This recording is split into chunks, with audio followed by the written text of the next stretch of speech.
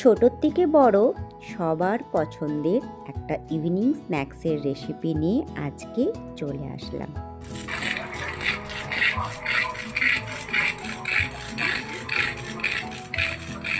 তো তোমরা আওয়াজটা শুনে বুঝতেই পারলে যে কতটা সুন্দর হয়েছিল আজকে ইভিনিং স্ন্যাক্সের রেসিপিটা। চলো সেটাই তোমাদের সঙ্গে আজকে শেয়ার করে নিলাম। কড়াইতে আমি দিয়ে দিয়েছিলাম 1 চামচের মতো তেল, তার মধ্যে দিয়ে দিয়েছিলাম 1/2 চামচের মতো গোটা সর্ষে। সর্ষেটা একটু গরম হয়ে যাবার পর তার মধ্যে দিয়ে দিলাম জল। জলটা দেওয়ার পর আমি দিয়ে দিচ্ছি লবণ, তার মধ্যে দিলাম অল্প একটু চিলি ফ্লেক্স। এবার জলটা যখন ফুটে আসবে তার মধ্যে দিয়ে দেব কিন্তু আমি সুজিটা একটা মাপ মেপে দিলেই ভালো হয়। একটা বাটি মাপে আমি 1 বাটি সুজি দিলাম। সুজিটা এভাবে জলে দেবার পর নাড়তে নাড়তেই কিন্তু যেভাবে আমরা আটা মাখি আর কি, আটার ডো তৈরি করি, সেভাবেই একটা আটার টাইট ডো কিন্তু তৈরি হয়ে যাবে। দেখতেই পাচ্ছ জলটা আস্তে আস্তে শুকিয়ে যাচ্ছে আর সুজিটা কতটা টাইট ডো একটা তৈরি হয়ে গেছে। এরপর আমি গ্যাসের আঁচটা বন্ধ করে দিলাম। এভাবে দেখছোই আমার সুজিটা কিন্তু তৈরি হয়ে গেছে। এরপর একটা প্লেটের মধ্যে তুলে নিলাম। সুজিটা ততক্ষণে ঠান্ডা হতে থাকুক, ততক্ষণ অন্যদিকে আমি 2টো আলু আমি সেদ্ধ করে একটু ঠান্ডা করে নিয়েছিলাম। এরপর একটা গ্রেটারের সাহায্যে আমি আলুটাকে এভাবে করে গ্রেট করে নিচ্ছি। তোমরা চাইলে হাতে করে ম্যাশ করে নিতেও পারো, কিন্তু গ্রেট করে দিলে কি বলো তো, মানে অনেক সময় হয় দলা দলা থাকে, সেগুলো থাকবে না আর কি, পুরোটাই একদম মিহি পেস্ট হয়ে যাবে। তো এভাবে করেই আমি এভাবে গ্রেট করে নিলাম। গ্রেট করে নেবার পর আমি সুজিটা আমার ঠান্ডা হয়ে গেছে, সুজিটাকে আবারও ভালো করে ডলে নিচ্ছি।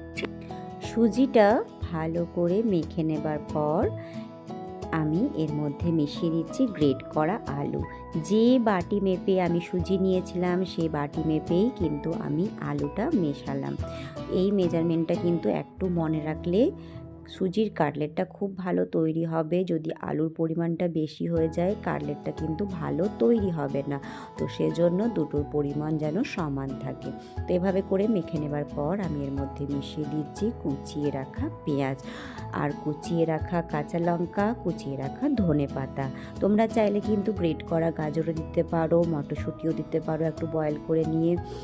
আমি দিলাম স্বাদ অনুযায়ী একটু লঙ্কার গুঁড়ো, আর দিলাম অল্প পরিমাণে হলুদের গুঁড়ো, চাট মশলা অল্প পরিমাণে, আর ভাজা মশলা অল্প পরিমাণে, সমস্ত কিছু দিলাম। আর দিলাম অরিগানো না থাকলে কিন্তু না দিতেও পারো, কোনো অসুবিধা নেই। এরপর সমস্ত কিছু দেবার পর ভালো করে এটাকে মেখে নিতে হবে। মেখে নেবার পর আমি এর মধ্যে মিশিয়ে দেব স্বাদ অনুযায়ী লবণটা কিন্তু একটু দেখে মিশিয়ে নেবে, কারণ হচ্ছে যখন সুজিটাকে আমরা জলের মধ্যে বয়েল করেছিলাম তখনও কিন্তু লবণ দিয়েছিলাম, আর এখনও কিন্তু লবণ মেশাচ্ছি, তাই লবণের পরিমাণটা কিন্তু দেখে পর দেওয়াটাই ভালো, নাহলে বেশি লবণ হয়ে গেলে তখন খেতে ভালো লাগবে না। তো এভাবে করে ভালো করে আমি, দেখতেই পাচ্ছ সুজি আলু সমস্ত কিছু ভালো করে এভাবে করে মেখে একটা ডো তৈরি করে নিলাম। তো আমার ডোটা কিন্তু দেখতেই পাচ্ছ একদম রেডি হয়ে গেছে। এরপর আমি কি করব, এই ডোটার থেকে কাটলেটের শেপ নিয়ে নেব। তো সেজন্য হাতে একটু তেল নিয়ে নিয়েছি যাতে চিপকে না যায় আর কাটলেটগুলো তৈরি করতে একটু সুবিধে হয়। এভাবে করে অল্প অল্প করে একটু করে ডো নিয়ে আমি কিন্তু এভাবে করে কাটলেটের শেপ দিচ্ছি। শেপটা কিন্তু সম্পূর্ণ তোমাদের ইচ্ছে মতো দেবে। আমি এখানে লম্বা শেপ দিচ্ছি আজকে, তোমরা চাইলে চারকোণ বা গোল শেপও দিতে পারো, বা এভাবে লম্বা করেও তৈরি করতে পারো। তো এভাবে করে লম্বা লম্বা শেপ দিয়ে কিন্তু আমি কাটলেটগুলোকে তৈরি করে নিচ্ছি।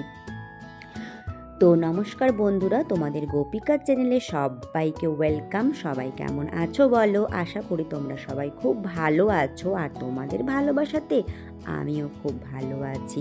আর তোমরা এত ভালোবাসা দিচ্ছ বলেই কিন্তু আমি প্রতিদিন নতুন নতুন ভিডিও নিয়ে আসতে পারছি, কারণ তোমাদের ভালো ভালো কমেন্টের জন্যই তো এসব হচ্ছে সম্ভব। বলো, তোমরা যদি ভালো ভালো কমেন্ট না করো তাহলে কি করে সম্ভব হয় বলো? তো সেজন্য তোমাদের সাপোর্ট আর তোমাদের ভালো ভালো কমেন্ট আর তোমাদের দেওয়া সুন্দর একটা লাইক পেলে আমাকে নতুন ভিডিও বানানোর জন্য আরও উৎসাহিত করে তোলে। তো বন্ধুরা, আজকের আমার রেসিপি যদি ভালো লেগে থাকে লাইক কমেন্ট শেয়ার কোনোটাই কিন্তু করতে ভুলো না। তো দেখতেই পাচ্ছ তোমার সাথে কথা বলতে বলতে আমার কাটলেটগুলো এভাবে করে তৈরি করে নিলাম। এরপর যেটা করব, একটা বাটির মধ্যে আমি 2 চামচের মতো ময়দা নিচ্ছি। তোমরা চাইলে 1 চামচ ময়দা 1 চামচ কর্নফ্লাওয়ার নিতে পারো বা 2 চামচ কর্নফ্লাওয়ার নিতে পারো, কিন্তু আমি এখানে ময়দা দিলাম আর অল্প একটু লবণ অল্প একটু গোলমরিচের গুঁড়ো দিয়ে জল দিয়ে একটা পাতলা ব্যাটার তৈরি করে নেব। তো এভাবে করে আমি এই ব্যাটারটা তৈরি করে নিলাম। এরপর আমি তৈরি করে নেব বেডকাম। বেডকামটা আমি বাইরেতেই তৈরি করি, ব্রেড দিয়ে পর একটু জারের মধ্যে ঘুরিয়ে পাউডার আমি তৈরি করে নিয়েছিলাম। তো দেখতেই পাচ্ছ বেডকামও আমার তৈরি হয়ে গেছে। তো চলো এরপর বাকি প্রসেসটা তৈরি করা যাক। তো এভাবে করে আমি একটা কাটলেট নিয়ে ময়দার গোলার মধ্যে লাগিয়ে নিয়ে এরপর আমি বেডকামের মধ্যে একটু লাগিয়ে নেব। এক্সট্রা বেডকামটা ঝেড়ে ফেলে দেব, কারণ ওইটা তেলের মধ্যে পড়লে তখন তেলের মধ্যে দেখতে ভালো লাগবে না। তো সেজন্য এভাবে করে ময়দার গোলার মধ্যে দিয়ে বেডকামটা লাগিয়ে নিলাম, এক্সট্রা বেডকামটা ঝেড়ে ফেলে দিলাম, তারপর একটা প্লেটের মধ্যে তুলে নিলাম। তো এভাবে করেই আমি কাটলেটগুলো তৈরি করে নিচ্ছি। সন্ধেবেলা চায়ের সঙ্গে একটু মুখরোচক কিছু থাকলে বেশ মন্দ লাগে না।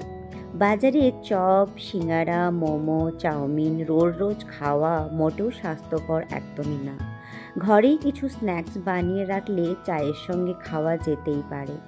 অফিসে বলো খুদে বাচ্চাদের টিফিনে দিতে পারবেন এমন একটা জলখাবার বা ইভিনিং স্ন্যাক্সের রেসিপি সামান্য কিছু উপকরণ দিয়ে বানিয়ে ফেলতে পারবেন। আজকে সুজির কাটলেট সেই রেসিপিটাই তোমাদের সঙ্গে কিন্তু আজকে আমি শেয়ার করলাম।